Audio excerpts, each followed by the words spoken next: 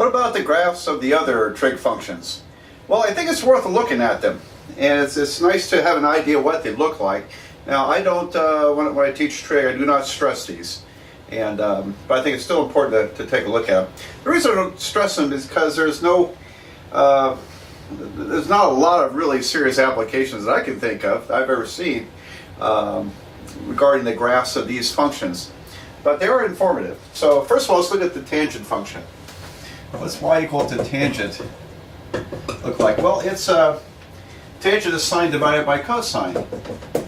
And right there, we're going to have a problem because occasionally cosine is 0. Cosine is 0 when the x-coordinate on the unit circle is 0. So that would be at 90 degrees, or pi over 2, or 3 pi over 2, or 270 degrees down there. So every 180 degrees, you get division by 0. And in fact, we mentioned earlier that the tangent function is periodic every 180 degrees or pi radians. All right, so now what does it look like? Without really trying to justify this graph, and we can justify this better with methods of calculus. Or you can just calculate a bunch of points and plot them out and see what it looks like. Anyway, but it's a funny looking graph. All right, and so these dotted lines are called vertical asymptotes, and they represent, in this case, where we have division by 0. And let's see, so about over here. So let me give you a minute to draw a couple of these vertical asymptotes, and I'll start filling everything in. We'll go backwards here. Let's see, how about over here? Okay, so here's the tangent function. Curls up like this. Now this is minus pi over 2. This is pi over 2. Would correspond to 90 degrees or minus 90 degrees. Because at these places we have division by 0. And so it repeats every pi radians or every 180 degrees. That's the tangent function. All right. Let's see. There we go. It just keeps on going. Minus 3 pi over 2. And this will be 3 pi over 2, 5 pi over 2. All right, there it is. That's what the tangent looks like. And so, what do you call those graphs? I don't know, but they like over here when you push from the left side of this asymptote, this takes off toward infinity. But as you push from the right side of this asymptote, it drops down to minus infinity. So it's kind of interesting shapes there. That's tangent. Now the cotangent is rather similar. The cotangent, I think, I forgot to look it up. I think it goes opposite.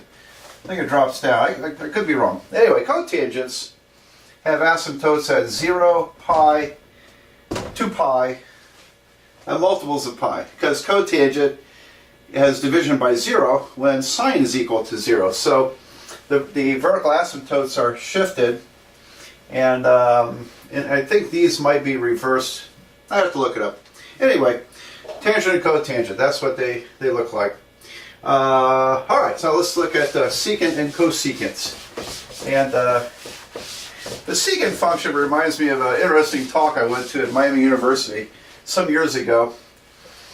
This fellow had thought of this idea, well, if you built a car or bicycle with square wheels, what shape would the road have to have in order for you to get a smooth ride?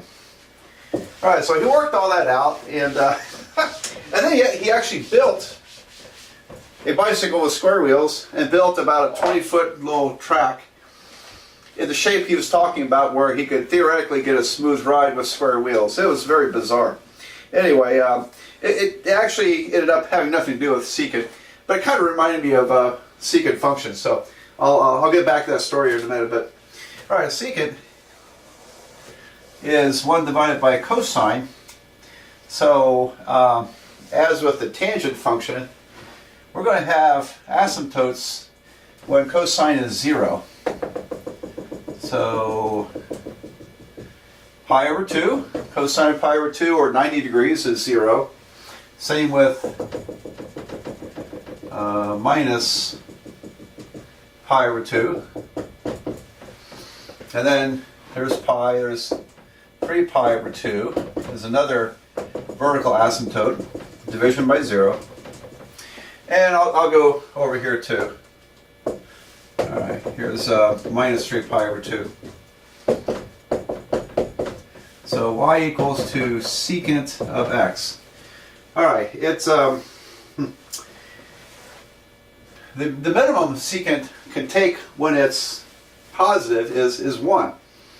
And because secant is 1 divided by cosine, 1 is the largest value of cosine, so the reciprocal 1 over 1 is actually the smallest value for secant.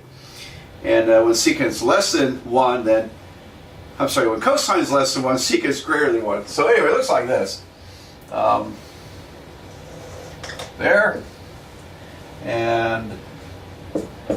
But also secant could be negative.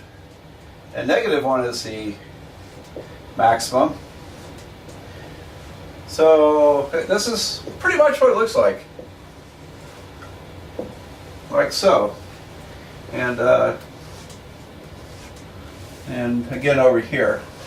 Alright, so it's this kind of crazy graph here. We look at tangent and secant, and cosecant is similar to this. It has different asymptotes. Cosecant's a little different, but it's basically the same shape. And cotangent is very similar in shape to the tangent function. For one thing, they're not continuous functions. There are breaks to them. To all 4 of those trig functions, there are breaks to them. And a lot of processes in the world are more continuous. And so they do not lend themselves so well to applications. But anyway, that's secant and cosecant. It's very similar to it. And it's kind of nice to have an idea with that. Now, I'll finish my story about the square bicycle tire problem. And his roadway was kind of like this.